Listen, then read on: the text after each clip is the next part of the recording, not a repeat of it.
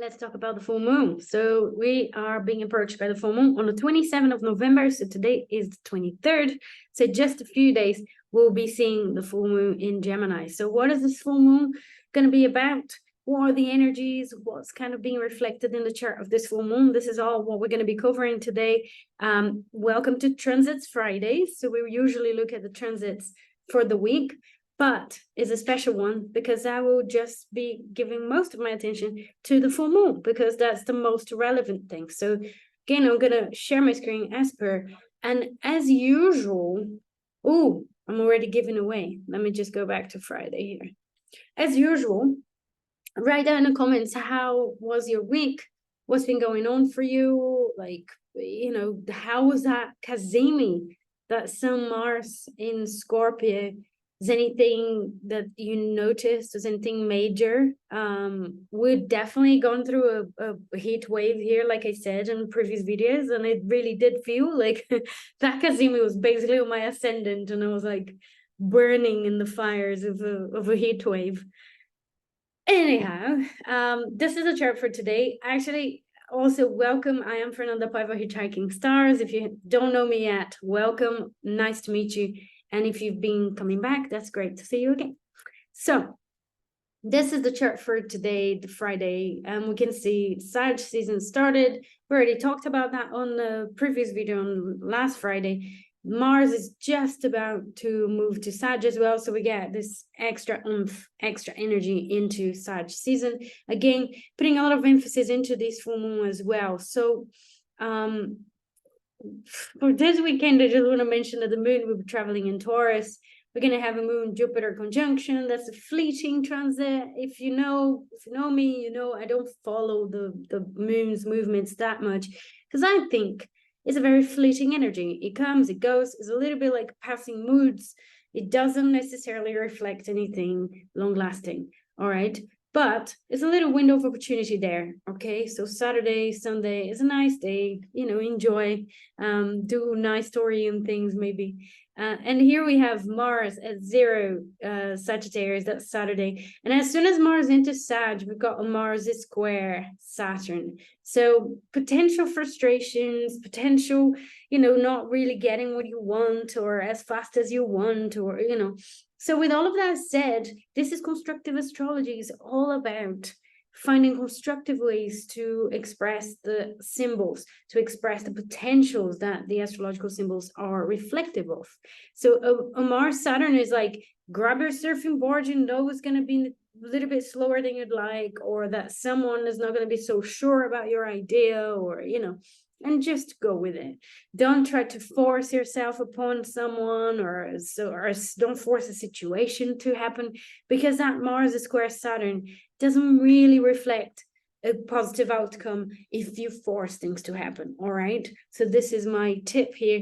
And let's move straight now to the full moon. So Sunday we've got moon conjunct Uranus, but let's go to Monday. Okay, here we are. So this is the chart for the full moon that's set for São Paulo, which is where I am right now in Brazil. So that's going to happen at 5:37, more or less, a.m. So there are a few things I want to talk about really in connection to this full moon chart. There's a lot of interesting aspects here. The first one, obviously, the sun will be conjoined Mars still. So we still have that very strong, hot, you know, aggravating, irritating, action-driven, etc. energy in the air. It will be in Sagittarius, so is a bit more extroverted than Scorpio would be, because we've been seeing that Mars Sun Kazemi in Scorpio. So it's a little bit more of an introverted energy. Well, with Sagittarius, we might really want to go out with our guns blazing. And again, because there's such a tight square to Saturn still, and that's a square that this full moon will be forming. One of the key main aspects of this full moon, in fact, is don't go out with your guns blazing. That's what that Saturn is telling us, or is asking from us, is to be very mature, is to be very mature about your anger, about your assertion, about telling people off, about expressing ideas. Remember, we're talking about Gemini Sagittarius here, so we might be finding challenging to hold our tongue, to just not say something. But the square to Saturn is saying, hold it. If you can, don't just blunt out, don't just say things that you might regret. Don't rush into any conclusions or into any forceful debate. That's what I think with that Mars Sun in Sagittarius. It's like forcing your opinion, forcing your worldview, forcing your truth. Don't do that, And again, because there's such an emphasis on Sag, that's probably where we're under the risk, because the moon in Gemini is ruled by Mercury, and Mercury is in Sag. So we'll go back to that Sagittarian placement here, because the ruler of the moon is also in Sag. So again, that sense of, I'm going to tell the truth, I'm going to speak the truth. Well, is it necessary? All of these questions are very relevant during this full moon, just to pace yourself, temper yourself a little bit, try to be a little bit more patient with whatever it is that might be happening. And again, Saturn is slowed down. Anything that touches it is a sense of slowing down. It's like Sag and Gemini want to go really fast, and it's like, getting bored really quickly. And that Saturn in Pisces is saying, hold on, pace yourself, slow down a little bit. Don't make any conclusions. Don't share any ideas yet. Don't just rush into any situation. So this is a very important one. Now, another interesting layer here that we have is Mercury, the ruler of the moon, will be in a very tight, pretty much exact almost, is square to Neptune.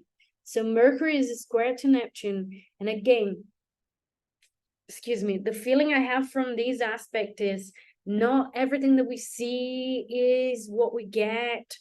There is a sense of something else hidden underneath. Again, the sense of confusion, a sense of not really knowing where you stand or where other people stand as well. And so it's really important to pace yourself. Again, is another configuration in the chart of this full moon that's telling us, pace yourself, don't rush.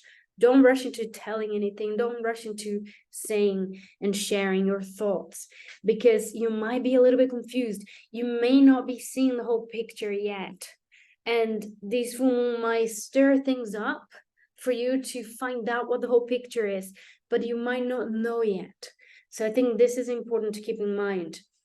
Positive and constructive way to express that Mercury square Neptune: meditations, guided meditations. I've recently reclaimed some of these guided meditations I used to do. I've been feeling a little bit anxious in the last week or so. And so I've started doing it again. This is the Honest guys. I really love them, and the meditations, the guided meditations they do. If you're into fantasy meditations, they're brilliant. If you want, I'll write in the comments as well. Let me know if you want to know who they are, and I'll write it there and give you some some not tips, but some examples of some of these guided meditations that we can do during the full moon. So that Mercury square Neptune is wonderful for that. Our imagination might be a little bit more alive than usual. We might run with these imageries, with these pictures, and brilliant for yoga practices, artistic practices, writing down songs, writing down poems, and and just really putting all of these stress, impulse, whatnot, into something else, into a sort of a transcending result. Transcend that somehow. That's my advice with that Mercury Neptune. There's a brilliant thing to do with the Mercury Neptune. Now, there are like other underlining feelings or aspects here with the full moon that I want to talk about.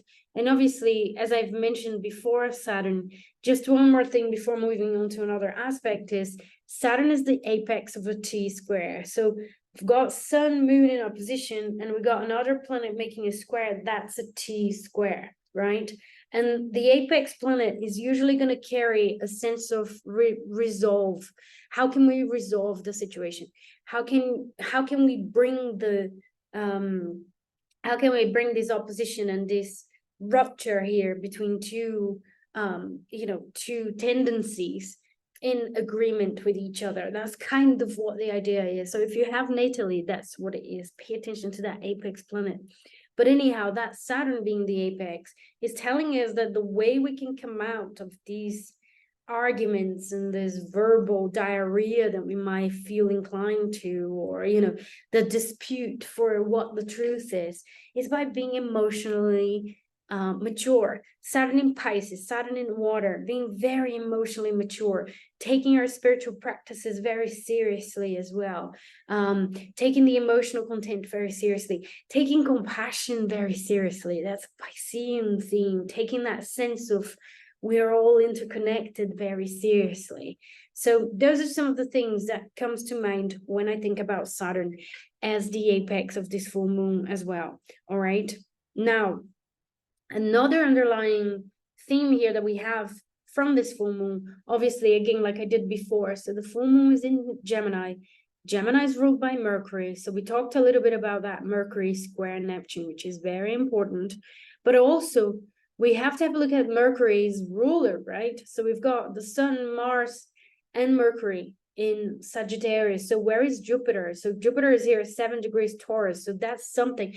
Jupiter has something to say, an influence in this full moon energy as well. But the ruler of Jupiter, because it's in Taurus, will be Venus. And that's where I want to go really as well. So Venus in Libra will also be very important during this full moon. So Venus is very close to the South Node. That's telling me there's a karmic energy during this full moon. South Node, the past, the comfort zone, past lives, etc. Behaviors that we're learning how to let go of, how to leave behind. And Saturn obviously is the Lord of karma as well. So that's also pointing out to a sense of karma during this full moon, a sense of something from the past, a big lesson that we need to learn, etc. Now, with the Venus in Libra there, is all about how we compromise our truth. So if we're talking about truth and information and sharing your thoughts, sharing your mind, sharing your values and your moral ideas as well. So that Venus in Libra is telling us that it's got a connection to our values as well. How do we compromise our values in certain situations? So this might become very clear to you during the full moon, because the full moon is a culmination. So there is a big spotlight that's going to be showing you something of these different signs that we're talking about, and the different houses that this is going to be activating in your chart. But with that Venus in Libra near the South Node, there is a sense of the things that we do that we don't actually want to do, the things that we say yes, that we don't actually truly mean it, the people pleasing, the phoning, all of these behaviors that are clustered in that South Node that will become more obvious to us. And maybe that Mars conjunction Sun is us almost exploding, because the more we compromise on things that we don't want to compromise, eventually, as a pendulum effect, we're just going to go full blast the other way, and we're going to be really uncompromising. So there's something about that Venus in Libra being the last, dispositor here, because this is in its own sign as well.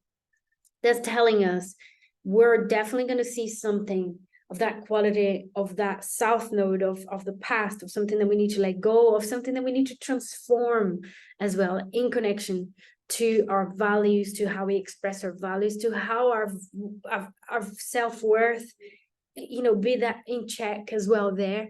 How are we valuing our own time? How are we valuing our own presence, and etc. Is all there, all the classic things about Venus. And interestingly as well, I just, my necklace keeps on. Interestingly as well, let's keep on. What I find with a Venus as well is that there are some aspects only to the major or to the outer planets here. So we have Venus applying to square to Pluto. And what does that mean as well? Like Venus making aspects to the larger, to the outer planets, for me, is like a collective energy that we need to face during these days, during these last period of Venus being in Libra here. It's like we're facing something, we're learning something together. It's like outer planets are collective energies, and we're sort of facing these energies together. So Venus coming to square Pluto is this massive feeling of having to transform that principle that's underneath what seems to be just a verbal argument with the full moon in Gemini, and, you know, a change of mind, you know, a new way of expressing your truth, or disagreements in general, la la la. Well, what's underneath is really that Venus in Libra, the fawning, the old ways of doing Venus in our lives, the old ways of doing Libra in our lives, you know, being overly diplomatic, or overly, you know, wanting to be liked at all costs, you know, that might be underneath the issue, really. So there's something about that Venus, and the square, the applying square to Pluto, is just telling us it's time to step up, to change that. We have an opportunity, we have a window of opportunity to change that pattern.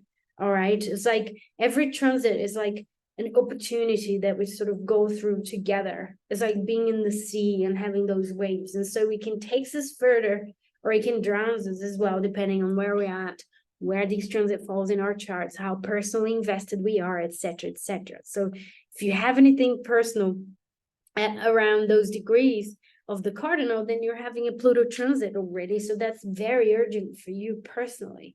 So you get the gist. But that Venus applying to Pluto has a blueprint, or is part of the blueprint of this full moon as well. So it's something that we need to change as well.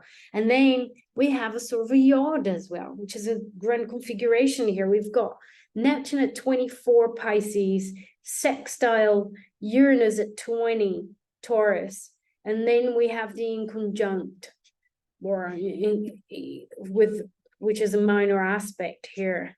So we've got sextile and then inconjunct to Venus as well. And so that's, again, that's pointing out, it's like the finger of God pointing to that Venus. And again, coming from the outer planets.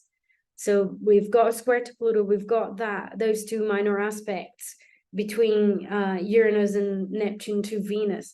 So for me, it's really pointing to the importance of this Venus, to how under any arguments and impatience and, you know, disputes that we might face, confusion that we might face during this full moon, is Venus with the South Node. And the big, you know, changes that we need to do in how we express our values, how we're in touch with our values, how we express ourselves, our relationship to the feminine as a principle, you know, self-worth, etc. All right. So it's all of that reflected in this. So this is all that I see with this full moon, that I think is important to keep in charge, keep in check. Let me know, how do you find, where is this in your chart? Do you know where, you know, these numbers, like these specific degrees of the signs are in your chart? Do you have anything personal being activated, and so on? So in fact, this is definitely picking up my chart personally very strongly. We're doing a forecast on the 27th on YouTube.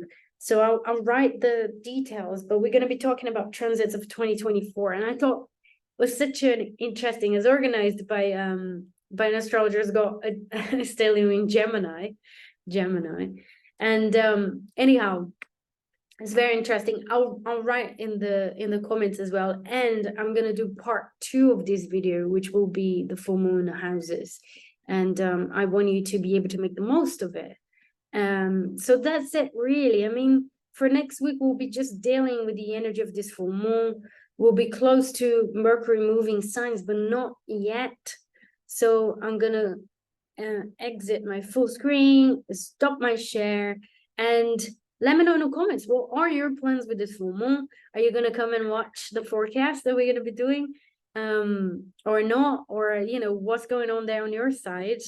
I'm going to try to use this intellectually, because I got quite a few talks to prepare and material to go through, to research, and etc. And including my Chiron workshop. So you heard of my Chiron workshop yet? Are you interested in Chiron? Well, maybe this is your chance to work with Chiron in a more imaginative way, in a more and using imageries and pictures a lot more than just the theoretical. So if you're interested in this way of thinking, let me know. I'll write down as well in the description the link to the Chiron workshop happening on the 9th of December.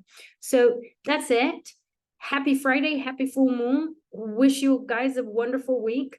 And I'll be putting out the video on this weekend about where is this full moon based on your ascendant. So, anywho, take care. See you all soon. Bye-bye now.